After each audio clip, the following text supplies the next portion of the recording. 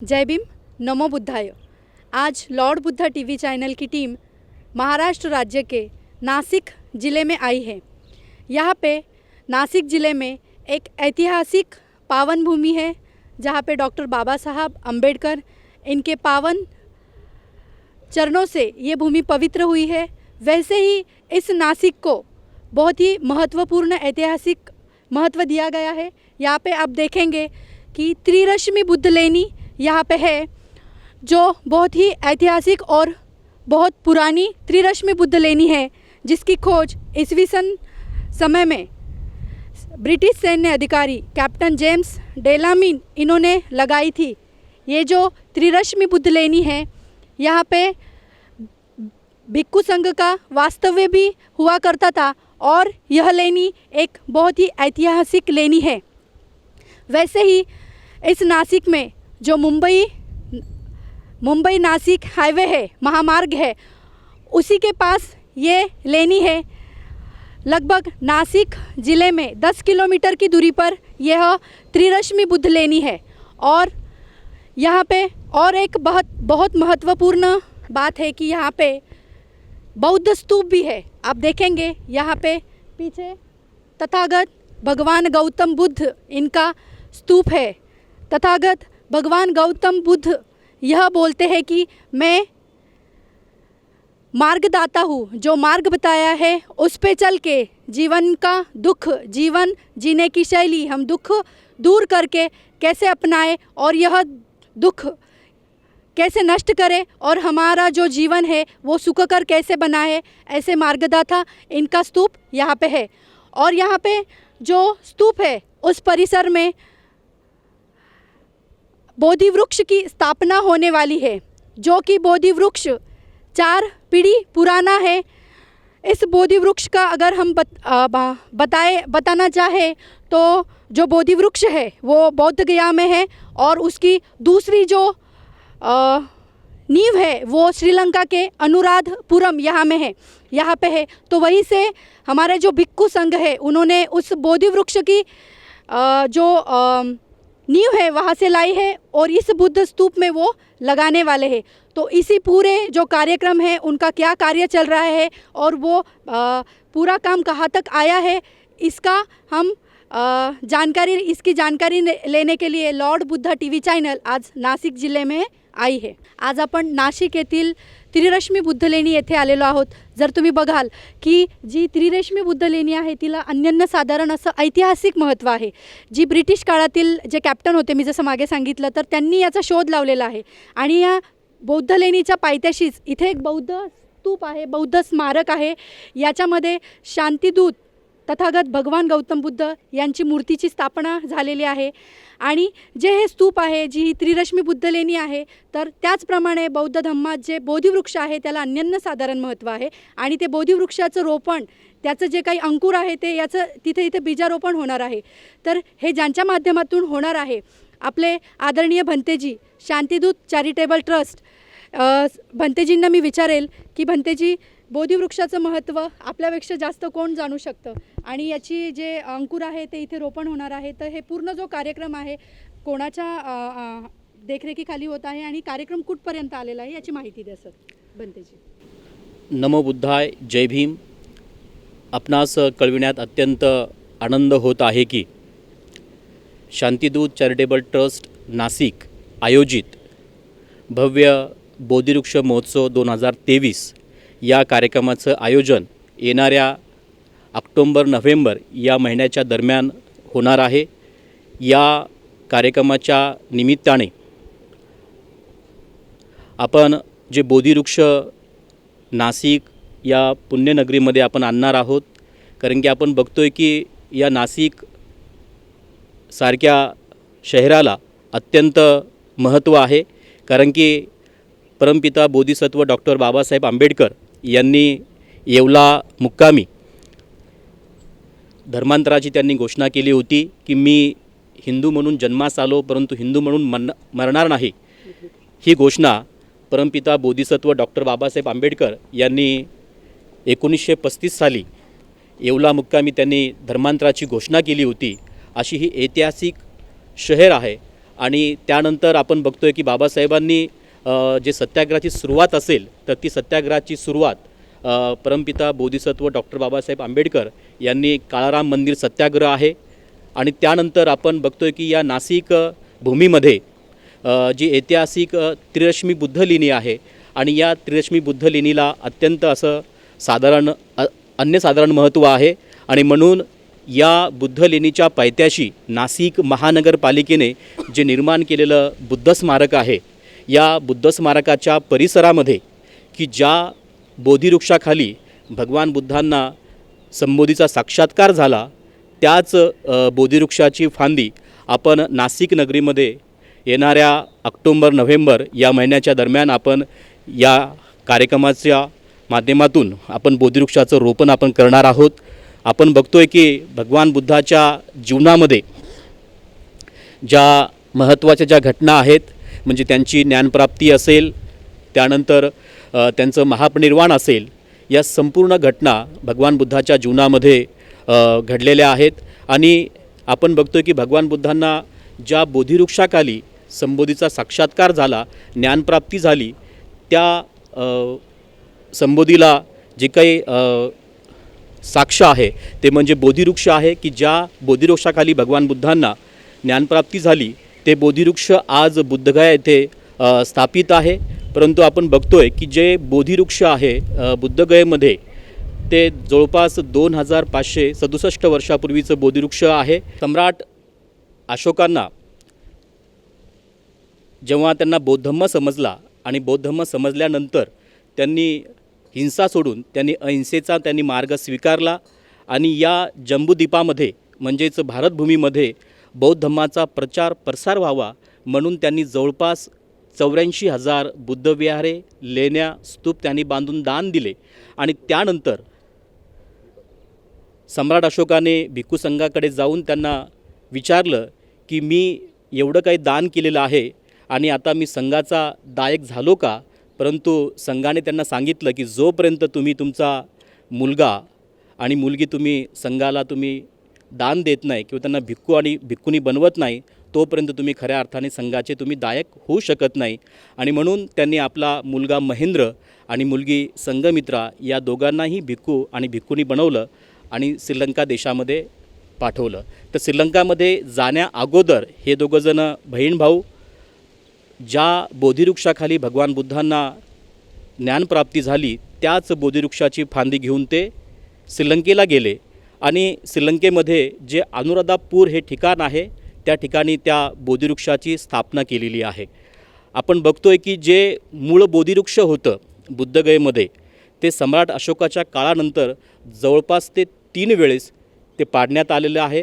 आपण बघतोय की त्यामध्ये जेव्हा जेव्हा ते बोधिवृक्ष पाडण्यात आलं, त्या बोधिवृक्षाची ती जी फांदी आहे ती पुन्हा त्या ठिकाणी पल्लवित झाली, पुन्हा ती निर्माण झाली. आणि ते पहिल्यांदा आपण बघतोय की पहिल्यांदा ते बोधिवृक्ष 800 वर्ष राहिलं आणि जेव्हा पुन्हा दुसऱ्यांदा ते बोधिवृक्ष पाडलं तेव्हाही ते बोधिवृक्ष पुन्हा त्या बोधिवृक्षाचे जे काही अंकुर आहेत ते अंकुर पुन्हा निर्माण झाले आणि त्याच ठिकाणी बोधिवृक्ष पुन्हा निर्माण झालं आणि ते बोधिवृक्ष जवळपास 600 वर्ष राहिलं. आणि त्यानंतर तिसऱ्यांदा ते बोधिवृक्ष काही वर्षानंतर ते अगदी कोमेजून गेलं आणि कोमेजून गेल्यानंतर पुन्हा ती फांदी तिसऱ्यांदा श्रीलंकेतून आणून त्या बोधिवृक्षाच्या फांदीचं रोपण हे बुद्धगयामध्ये केलेलं आहे. म्हणजे जे बुद्धगयामध्ये जे बोधिवृक्ष आहे आज त्या बोधिवृक्षाची ती 4थी पिढी त्या ठिकाणी आहे.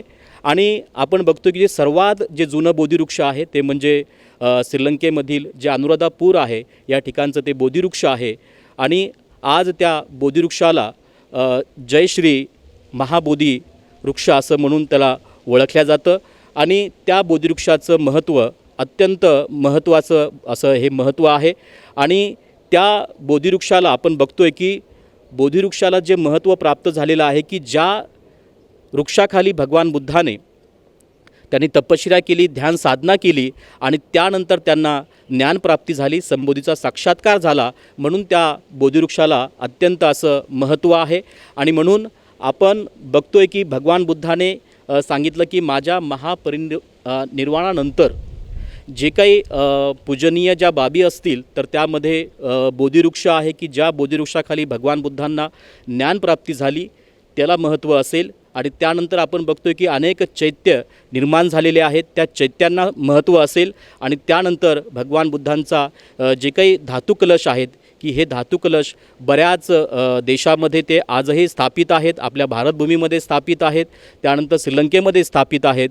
आणि म्हणून त्या धातूला अत्यंत असं महत्त्व असेल. आणि म्हणून त्यामध्ये या 3 बाबी खूप पूजनीय आहेत. म्हणजे बोधिवृक्ष असेल, चैत्य असतील आणि धातू असेल, या सर्व बाबींना अत्यंत महत्त्वाचं स्थान आहे. आपण त्यांना पूजनीय मानतो. आणि म्हणून असं पूजनीय बोधिवृक्ष आपल्या नाशिकसारख्या ऐतिहासिक भूमीमध्ये येत आहे की ज्या भूमीला अत्यंत असं महत्त्व प्राप्त झालेलं आहे.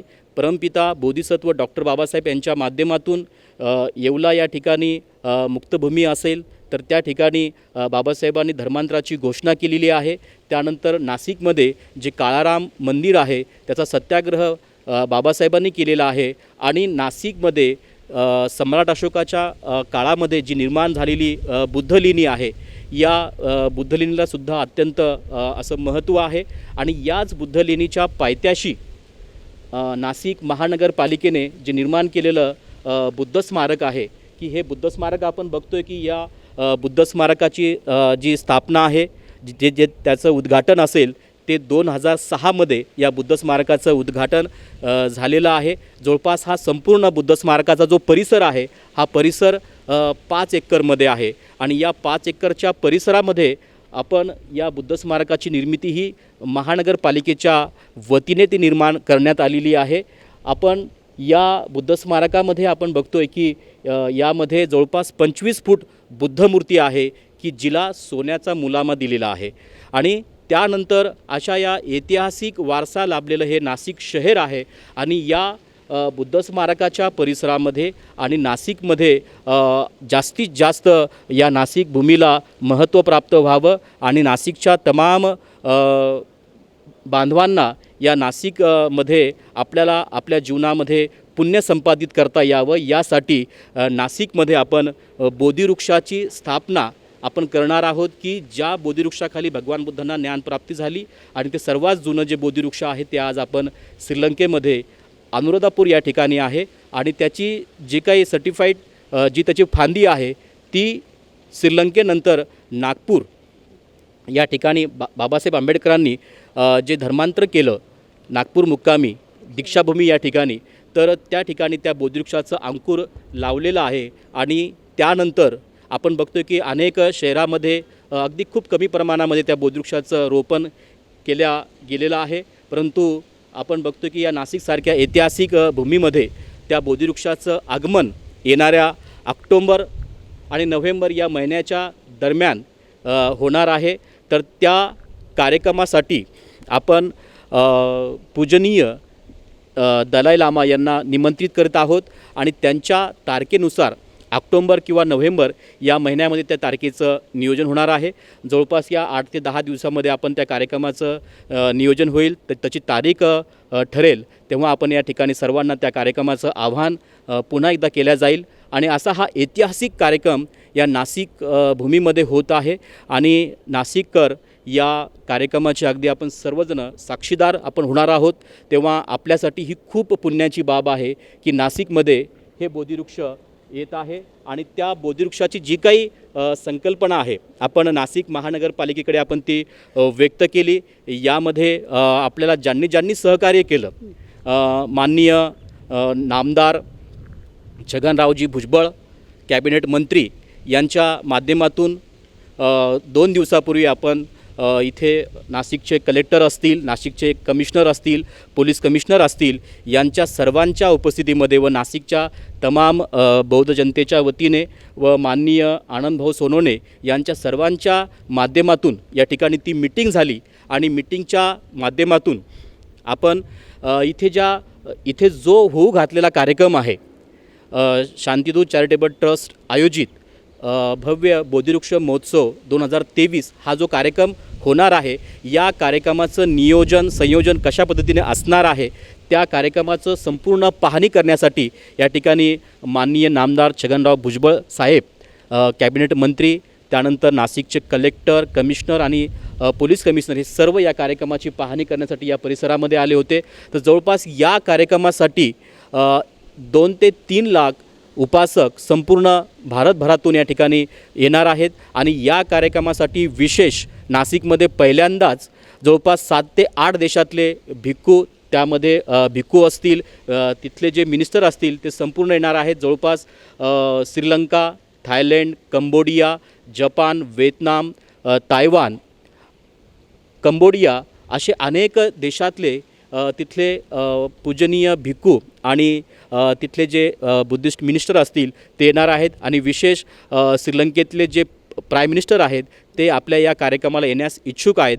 कंबोडियाचे जे प्राईम मिनिस्टर आहेत ते सुद्धा आपल्या कार्यक्रमाला येण्यास इच्छुक आहेत.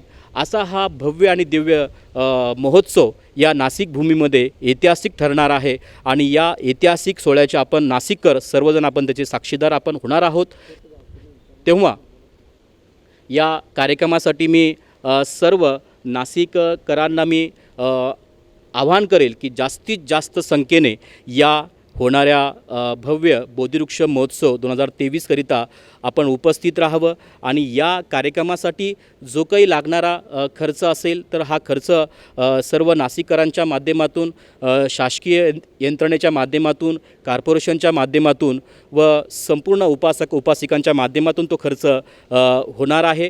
आणि म्हणून आपल्या सर्वांना मी लॉर्ड बुद्धा या चॅनलच्या माध्यमातून आपल्या सर्वांना मी आवाहन करतो की आपण या कार्यक्रमासाठी मोठ्या संख्येने आपण उपस्थित राहून या कार्यक्रमाला आपण तन-मन धनाने सहकार्य करावं. या कार्यक्रमासाठी आपल्याला आर्थिक दानाचं नियोजनसुद्धा आपल्याला करता येईल, आपल्याला आर्थिक दान देता येईल. तेव्हा जे सविस्तर संस्थेचा जो अकाउंट नंबर असेल तो आपल्याला आपल्या या लॉर्ड बुद्धा चॅनलच्या माध्यमातून आपल्याला तो दिला जाईल. त्यावरती आपण आर्थिक सहाय्य आपण करू शकता असं आव्हान या ठिकाणी मी शांतिदूत चॅरिटेबल ट्रस्ट या संस्थेचा अध्यक्ष, संस्थापक म्हणून मी स्वतः भदंत सुगत या ठिकाणी आपल्या सर्वांना आवाहन करत आहे. नमो बुद्धाय, जय भीम. बघा, बोधिवृक्षाची स्थापना नक्की कुठे करणार आहेत? भंतीजींना विचारते. भंतीजी, जी बोधिवृक्ष आहे त्याची स्थापना नक्की कोणत्या जागेवर होणार आहे? बघा, आता जवळपास मागच्या मे महिन्यामध्ये आपण नाशिक महानगरपालिकेचे कमिशनर असतील, कलेक्टर असतील यांच्या माध्यमातून मे महिन्यामध्ये जी मीटिंग झाली होती आणि त्या मीटिंगमध्ये जवळपास अनेक काही त्यांनी ठराव त्यांनी पास केले.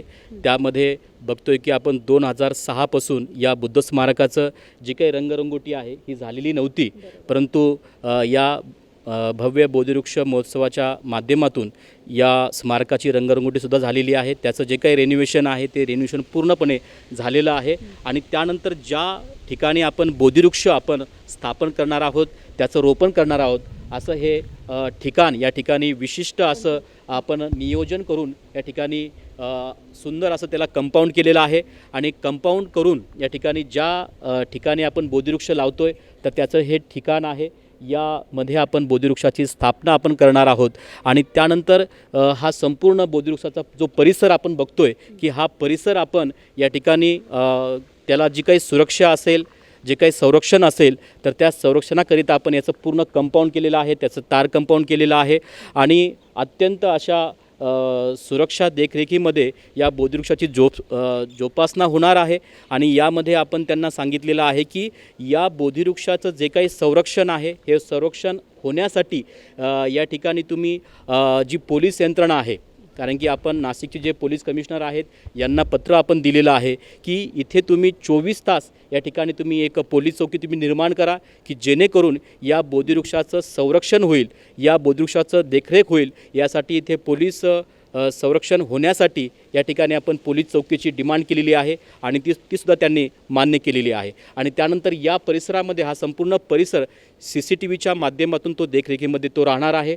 आणि बुद्ध स्मारकाच्या तळमजल्यामध्ये जे प्रदर्शन हॉल आहे त्या प्रदर्शन हॉलमध्ये एक भिक्खू निवास आहे आणि ते सुद्धा आता बऱ्याच वर्षापासून त्याचं जे काही रेनोव्हेशन आहे ते रेनोव्हेशन केलं नव्हतं, परंतु या आपल्या कार्यक्रमाच्या निमित्ताने त्यांनी त्या संपूर्ण भिक्खू निवासच त्यांनी अत्यंत चांगल्या पद्धतीने त्यांनी त्याची रंगरंगोटी त्यांनी केलेली आहे. आणि अजून काही प्रमाणामध्ये तिथलं काम बाकी आहे. आणि जी समोरची जी लायब्ररीची जी रूम होती ती रूम बऱ्याच वर्षापासून बंद होती, परंतु त्यांना आपण कॉर्पोरेशनला विनंती करून ती रूम आपण त्यांना सांगितलेली आहे की ती तुम्ही आम्हाला ती खोलून द्या, की त्या ठिकाणी आम्हाला की हे जे बोधिवृक्ष येणार आहे आणि त्याची जेव्हा स्थापना होईल त्या स्थापनेच्या नंतर बोधिवृक्षाची संवर्धन समिती असणार आहे, की बोधिवृक्षाचं संवर्धन हे व्हावं, कारण की फक्त आपण बोधिवृक्ष लावून आपण थांबणार नाही, कारण की ते अत्यंत पूजनीय आहे आणि त्यानंतर त्या बोधिवृक्षाचं संवर्धन व्हावं यासाठी आपण एक समिती स्थापन करणार आहोत. त्यामध्ये नाशिकचे अनेक उपासक असतील आणि ही समिती शांतिदूत चॅरिटेबल ट्रस्ट द्वारा ती बोधिवृक्ष समिती असेल, बोधिवृक्ष संवर्धन समिती असेल आणि त्या समितीचं ऑफिस जे तळमजल्यामध्ये जी लायब्ररी आहे ती लायब्ररी आपण ओपन करणार आहोत आणि त्या लायब्ररीमध्ये तिथे अनेक बौद्ध धम्माचं साहित्य आहे, ते साहित्यसुद्धा लोकांना त्याचं वाचनाच्या माध्यमातून त्याचा फायदा होणार आहे. आणि त्यानंतर आपण शांतिदूत चॅरिटेबल ट्रस्टच्या माध्यमातून बोधिवृक्ष संवर्धन समिती कार्यालय आपण हे तळमजल्यावरती लायब्ररीमध्ये आपण करणार आहोत. त्या ठिकाणी कंटिन्यू या झाडाची देखरेख होईल, तिथे CCTVची व्यवस्था असेल, कॅमेराची व्यवस्था असेल, या सर्व बाबी या ठिकाणी निर्माण व्हाव्यात. ज्या ज्या काही बोधिवृक्षाच्या संवर्धनाच्या संदर्भात ज्या ज्या गोष्टी आपल्याला लागत आहेत त्या सर्व बाबी आपण या ठिकाणी नाशिक महानगरपालिका, महाराष्ट्र शासन असेल यांना आपण सांगितलेल्या आहेत आणि त्या सर्व या ठिकाणी त्या पूर्ण आपल्याला करून देणार आहेत अशी त्यांनी आपल्याला आव्हान त्यांनी दिलेलं आहे. त्यांनी आपल्याला जबाबदारी त्यांनी ती घेतलेली आहे आणि म्हणून या सर्व बाबी अत्यंत चांगल्या पद्धतीने होत आहेत. तेव्हा मी पुन्हा एकदा सर्व नाशिककरांना मी आव्हान करेन की आपण जास्तीत जास्त प्रमाणामध्ये, जास्तीत जास्त लाखोच्या संख्येने आपण या कार्यक्रमासाठी आपण उपस्थित राहावं असं मी सर्वांना जाहीर आवाहन करत आहे. धन्यवाद भंतेजी. अतिशय महत्त्वपूर्ण माहिती आपल्याला भंते सुगत यांनी दिलेली आहे. बघा की आता तुम्ही बघाल ही जी जागा आहे ही जागा किती पावन आहे, की या ठिकाणी ज्या बोधिवृक्षाखाली तथागत भगवान गौतम बुद्धांनी बोधी प्राप्त केलेली आहे आणि त्या बोधिवृक्षाचं रोपण, त्याचं अंकुर इथे अंकुरित होणार आहे आणि याला संपूर्ण नाशिककर, संपूर्ण महाराष्ट्र, भारत आणि भारताबाहेरील खूप सन्माननीय लोक उपस्थित राहणार आहे.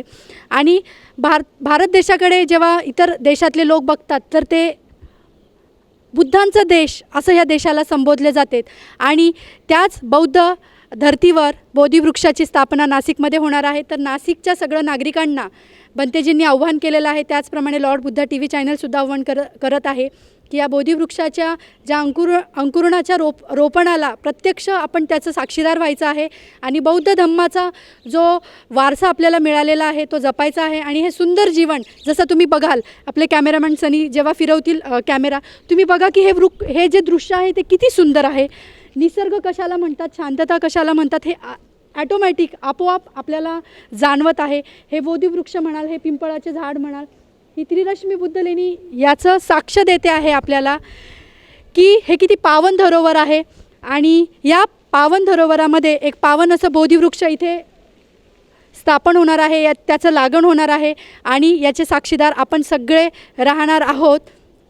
तर सगळ्यांनी इथे यायचं आहे. आणि जसं सांगितलं आहे की धम्मामध्ये दानाचा फार मोठा वाटा आहे, तर तसंच शांतिदूत चॅरिटेबल ट्रस्ट आणि जे काही आयोजन समितीकडनं जो काही नंबर मिळणार आहे तो आपण आपल्या चॅनलवर टाकू आणि त्या माध्यमातून ज्यांना जमेल ज्याप्रमाणे दान करायचं आहे, कारण दानालाही अनन्यसाधारण महत्त्व आहे. आणि या सगळ्या जो काही वातावरण आहे हे पूर्ण बौद्धमय दिसतं आहे आपल्याला, तर याचा लाभ आपण घ्यायचा आहे.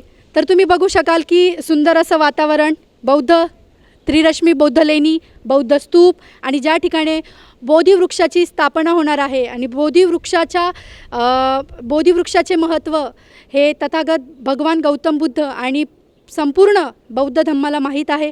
त्या बोधिवृक्षाखाली ज्ञानप्राप्ती झालेली आहे. ज्ञानप्राप्तीच्या माध्यमातून भगवान बुद्धांनी सांगितलेलं आहे की आयुष्य कसं जगायचं आहे आणि आयुष्यामधलं जे दुःख आहे ते कसं संपूर्ण नष्ट करायचं आहे, पूर्णपणे आपल्या हातात आहे. आणि मी मुक्तिदाता नसून मार्गदाता आहे आणि त्या मार्गदाताच्या मार्गावर आपण सगळे आसनस्थ झालेलो आहोत, मार्गक्रमण करत आहोत. आणि ह्या सगळ्याचा आढावा घेण्यासाठी नाशिक येथे लॉर्ड बुद्धा TV चॅनल तुम्ही बघत असाल की त्यांनी पूर्णपणे आढावा घेतला आहे. तर कॅमेरामॅन सनी जगतापसोबत मी Yogita Gangurde, lord Buddha TV channel. जय भीम, नमो बुद्धाय.